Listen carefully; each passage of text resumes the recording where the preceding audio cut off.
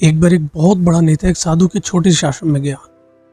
उसने साधु के बारे में बहुत सुना था, तो उसके मन में आया कि मैं एक बार जाकर देखता हूँ कि लोग उसकी इतनी तारीफ क्यों करते हैं। जब वह उस आश्रम में गया तो वहां पर एक छोटा सा कमरा था। उस पर एक कालीन बिछा हुआ था। वहां पर कुछ लोग बैठे हुए थे और साधु जी सामने बैठे हुए थे। कुछ सवाल जवाब चल रहा था। वह नेता उस आश्रम में आया। उस नेता के साथ 4 बॉडीगार्ड भी थे। उसकी आदत थी कि जहां पर भी वह जाता था लोग अपनी जगह से खड़े हो जाते थे और उसकी तरफ देखते थे, हाथ जोड़ते थे और सर झुकाते थे। लेकिन यहाँ पर ऐसा कुछ भी नहीं हुआ। साधु ने व्यस्त होने के कारण उसकी तरफ देखा तक भी नहीं। नेता को लगा कि यह मेरी इंसल्ट है और वह इस बात से गुस्सा हो गया। नेता ने थोड़ा गुस्से से साधु की बात को बीच में काटते हुए कहा कि मैं आपसे कुछ कहना चाहता हूँ। साधु ने उसकी तरफ देखा और बोला, आप थोड़ी देर रुकिए, पहले मैं इनके सवाल का जवाब दे दूं, उसके बाद मैं आपसे बात करता हूँ। तब तक आप अगर चाहे तो बैठ सकते हैं। बस साधु के इतना कहने की देरी थी कि नेता का चेहरा गुस्से से लाल हो गया और फिर उसने अपना सारा गुस्सा उस साधु पर निकाल दिया। अभी तक वह नेता बहुत तमीज से आप कहकर उनसे बात कर रहा था, लेकिन अब वह तू तड़क पर उतर आया। नेता ने उस साधु को कहा, तुझे पता भी है मैं कौन हूँ और तू किससे बात कर रहा है?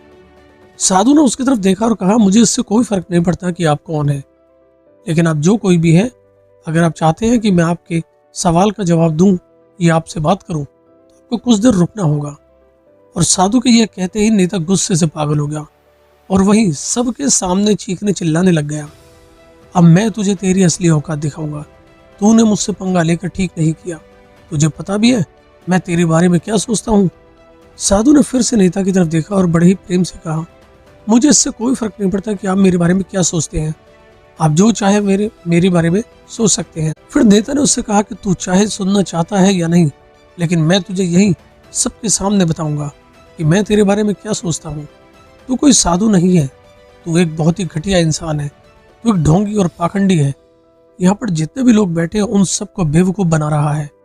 तेरा बस एक ही मकसद है, इन लोगों की जेब में जितना भी पैसा है वह सब तेरे पास आ जाए। तू अपने फायदे के लिए इन लोगों का इस्तेमाल कर रहा है और अब मैं तुझे नहीं छोड़ने वाला। पूरी दुनिया के सामने तेरा पर्दाफाश करके रहूंगा। लेकिन उसके इतना बोलने के बाद भी हल्की सी मुस्कान उस साधु के चेहरे पर बनी रही। यह देखकर वह और भी तिल मिला गया और उसने कहा, बस अब बहुत हो गया। अब मैं यहाँ 1 मिनट भी नहीं रुकने वाला। लेकिन अभी भी तेरे पास मौका है। अगर मुझसे माफी मांगनी है या मुझसे कुछ कहना है तो कह सकते हो। इतना सब होने के बाद भी साधु के चेहरे पर एक मुस्कान थी और वह बिल्कुल शांत था। और फिर उन्होंने अपनी आंखें बंद करी और फिर साधु ने अपनी आंखें खोली, हाथ जोड़े और कहा कि मुझे आपसे कोई गिला शिकवा नहीं है। आपके लिए मेरे मन में कोई भी गलत ख्याल नहीं है। जो भी मेरे बारे में आपने कहा वह आपकी अपनी सोच थी, तो मुझे आप में कोई भी बुराई नजर नहीं आती। मुझे आप बहुत ही भले इंसान लग रहे हैं। और साधु की तरह कहते ही नेताजी का दिमाग 7वें आसमान पर पहुंचा। उसके चेहरे पर एक अजीब सी खुशी थी, क्योंकि उस साधु ने वही कहा जो बाकी सब लोग उस नेता को कहते हैं। और वह खुशी खुशी उस आश्रम से अपने घर की तरफ चला गया और जाकर अपने पिता के पास बैठ गया। उसके पिताजी ध्यान में थे। उन्होंने पूरी जिंदगी सिर्फ लोगों की सेवा की थी, बिना स्वार्थ के। तो थोड़ी देर बाद जब उसने अपनी आंखें खोली और देखा अपने बेटे को अपने साथ बैठे हुए, तो उनके बेटे के चेहरे पर आज एक अजीब सी खुशी थी जो आज से पहले कभी नहीं देखी थी। फिर उसने एक एक करके सब कुछ बताया कि आज क्या हुआ, किस तरह से वह आश्रम गया और वहां पर क्या हुआ, उसने क्या कहा और साधु ने क्या कहा।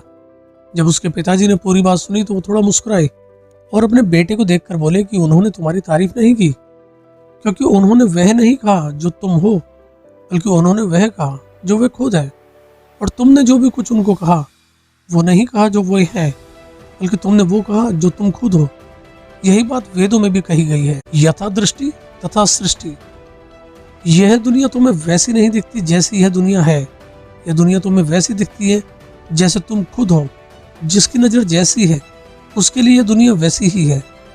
तुम अपनी दुनिया को बदलना चाहते हो तो उसका सिर्फ एक तरीका है, अपनी नजर को बदलो। जिस नजर से तुम दुनिया को देखोगे यह तुम्हारे लिए वैसे ही बन जाएगी। कहानी कैसी लगी कमेंट करके जरूर बताएं। चैनल को सब्सक्राइब भी कर दें ताकि हमारी हर वीडियो आप तक सबसे पहले पहुंचे। धन्यवाद।